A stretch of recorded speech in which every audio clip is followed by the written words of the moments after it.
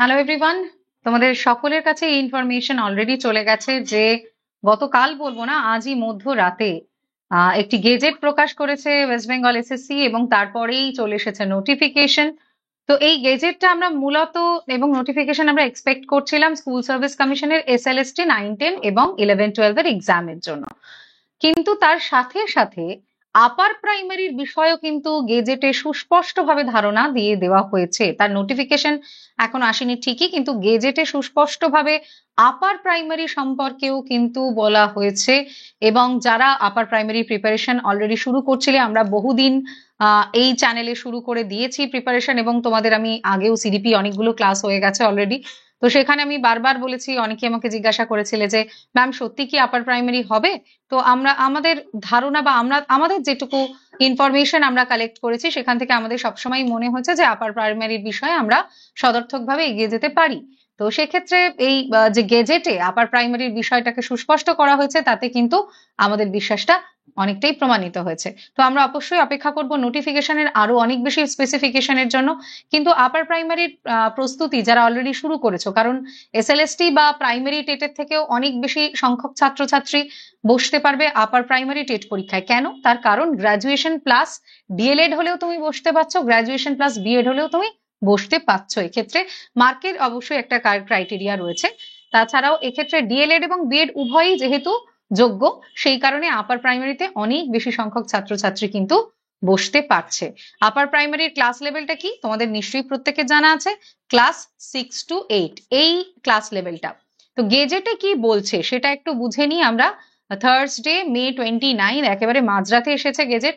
অনেকেই হয়তো জানো, অনেকে হয়তো জানো না, এই ভিডিওর মাধ্যমে জানবে। এবং তারপরেই এসএলএসটি নোটিফিকেশনটাও চলে এসেছে। তো কি বলছে এখানে স্পেসিফিক্যালি তোমরা যারা আপার প্রাইমারিতে বসবে তাদের জন্য এই ভিডিও, এবং কি বলছে আমরা একটুখানি দেখে নিই। একদম প্রথমেই রুলস যেখানে শুরু হচ্ছে সেখানে বলা হচ্ছে যে, আমি জাস্ট ওই অংশটুকুই তোমাদের জন্য নিয়ে এসেছি। একটা বিরাট গেজেটের লেখা তো অনেকখানি ইনফরমেশন থাকে, তো যে অংশটুকু আপার প্রাইমারির জন্য আমাদের জানা প্রয়োজন সেটাই আমি নিয়ে এসেছি তোমাদের জন্য।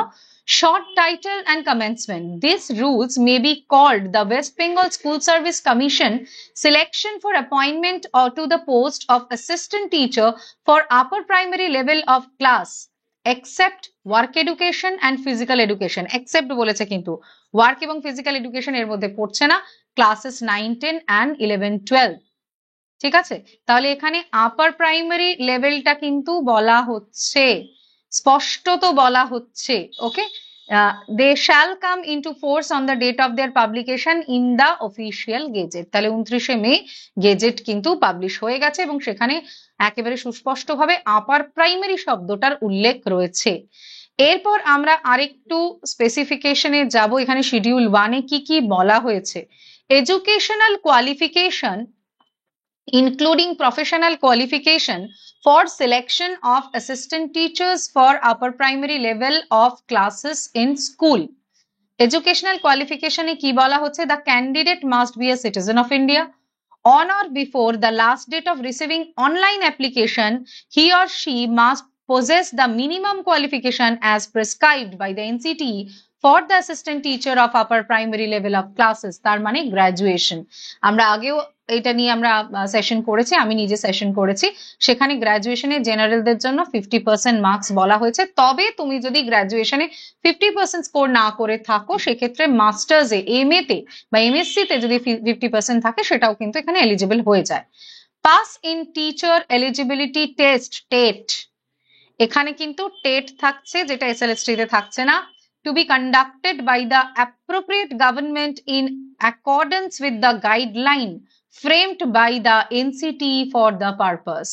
সুতরাং এখানে টেট কিন্তু ম্যান্ডেটরি। আরো কি বলছে না, minimum 21 years and maximum 40 years as on first day of January, বয়সের সীমারেখা, বয়সের যে বয়স সীমা যেটা first day of January of the year of publication of advertisement. Upper age limit is however relaxable as per existing state government norms for scheduled caste, scheduled tribes, OBC and physically handicapped candidate. এখানে যে relaxation থাকে সেই রিল্যাক্সেশনই থাকছে। ঠিক আছে, আর জেনারেলদের জন্য কত থাকছে, 21 থেকে 40। তো এটা আমাদের মনে রাখতে হবে। এবং এখানে বলা হচ্ছে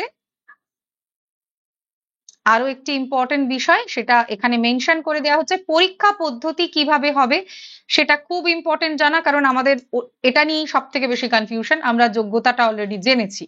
selection to the post of assistant teacher for upper primary level of classes shall be made on the basis of marks obtained on academic score, TET weightage, marks in written examination, and marks in oral interview. Marks for lecture demonstration and marks for prior teacher experience to be determined by the Central Commission in the following manner. Academic score বলা হচ্ছে 10 নম্বর, 10 marks based on marks of graduation. 10 marks, ঠিক আছে, based on marks of graduation. 60% and above তুমি 10 পাবে, below 60 to 50 তুমি 8 পাচ্ছ, below 50 তুমি 6 পাচ্ছ। টেটের ওয়েটেজ কত? এই যে 150 নম্বরের টেট অলরেডি আমাদের কোর্স শুরু হয়ে গেছে, টেটের ওয়েটেজ কিন্তু 40, সব থেকে বেশি ওয়েটেজ এখানে। রিটেন এক্সাম যেটা ওএমআর বেস, তার মানে এমসিকিউ বেসড হবে, সেটাতে তোমরা ওয়েটেজ পাচ্ছ কত না 25 মার্কসের এক্সাম হবে, ওয়েটেজ বলবো না, 25 মার্কসের। ওরাল ইন্টারভিউতে 15 থাকবে, লেকচার ডেমনস্ট্রেশনে 5 থাকবে।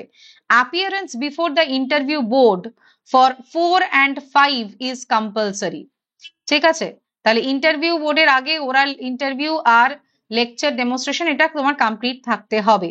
প্রায়র টিচিং এ 5 নম্বর অ্যাড হবে, আপার প্রাইমারির জন্য 10 নম্বর নয়, এখানে 5 নম্বর অ্যাড হবে। ঠিক আছে, at the upper primary level in a government or government aided or government sponsored school calculated on the basis of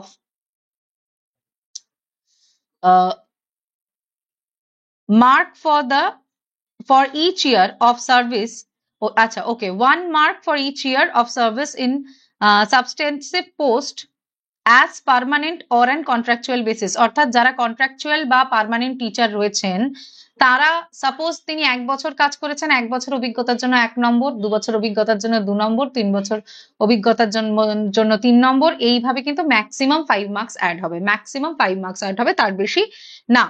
ঠিক আছে, আচ্ছা, এরপর আমাদের যেটা এই মুহূর্তে ফোকাস ফ্রেশার ক্যান্ডিডেটদের জন্য, এটা তো ফ্রেশারদের জন্য অবশ্যই নয়, ফ্রেশার ক্যান্ডিডেটদের জন্য যারা কিনা নতুন গ্রাজুয়েশন করেছে এবং বিএড ডিএলএড পাস করেছে, তাদের জন্য তাহলে বিষয়টা কি দাঁড়াচ্ছে? টেটের প্রস্তুতি তোমাকে শুরু করতে হবে, কারণ টেটটাই ম্যাক্সিমাম, টেট না পাস করলে তোমার কোনো সাবজেক্টের খাতাও দেখা হবে না। সুতরাং টেটটা তোমার এই মুহূর্তে ফোকাস, এবং টেটের ক্ষেত্রে ওয়েটেজে আসছে 40 marks, total more or less 150 marks হবে, সেটা নোটিফিকেশন এলে আরো ক্লারিফাই করা যাবে, কিন্তু এই পদ্ধতিটাই ফলো করা হবে। সাবজেক্টের এক্সামের বিষয়ে আরো ডিটেলস বলা যাবে আফটার নোটিফিকেশন, সেটা 25 নম্বরের পরীক্ষা হবে। ঠিক আছে, তো অলরেডি আমরা টেটের প্রিপারেশন অবশ্যই শুরু করব। ওয়েস্ট বেঙ্গল আপার প্রাইমারি টেটের দ্রোণাচার্য ব্যাচ কিন্তু অলরেডি লাইভ 10 জুন থেকে ক্লাস শুরু হয়ে যাবে।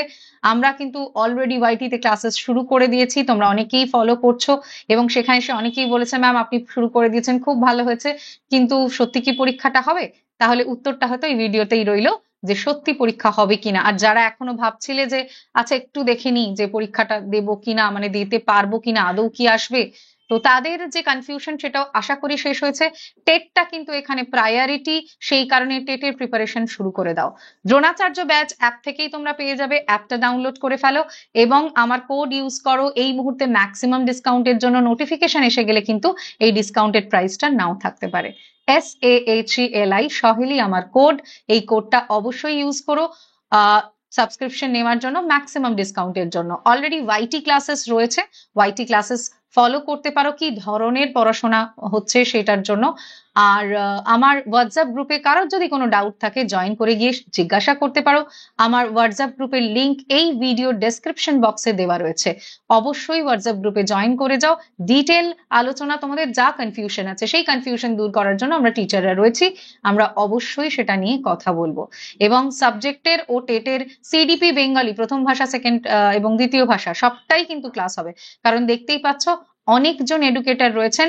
বাংলার জন্য সিডিপির জন্য আমি রয়েছি, ইংলিশের জন্য গৌতম স্যার রয়েছেন, সায়েন্সের জন্য প্রত্যুষ স্যার, নীতি ম্যাডাম রয়েছেন, ম্যাথসের জন্য শুভম স্যার, পলাশ স্যার রয়েছেন, শতভিষা ম্যাম এবং রিজু স্যার রয়েছেন সোশ্যাল স্টাডিজ এর জন্য। চিন্তার কোনো কারণ নেই, একদম চোখ বন্ধ করে দ্রোণাচার্য ব্যাচে সাবস্ক্রিপশন নিয়ে নাও। 10 তারিখে সবাইকে ক্লাসে দেখতে চাই। আর আমার ওয়াইটি ক্লাসেস আজই রয়েছে সন্ধ্যে 8টায়, সিডিপি ক্লাস মিস করো না, সবাই জয়েন করে যেও এবং ডিটেল জানতে গেলে অবশ্যই আমার হোয়াটসঅ্যাপ গ্রুপে জয়েন করে যাও। ডেসক্রিপশন বক্সে কিন্তু লিঙ্কটা দেওয়া রয়েছে। Thank you everyone.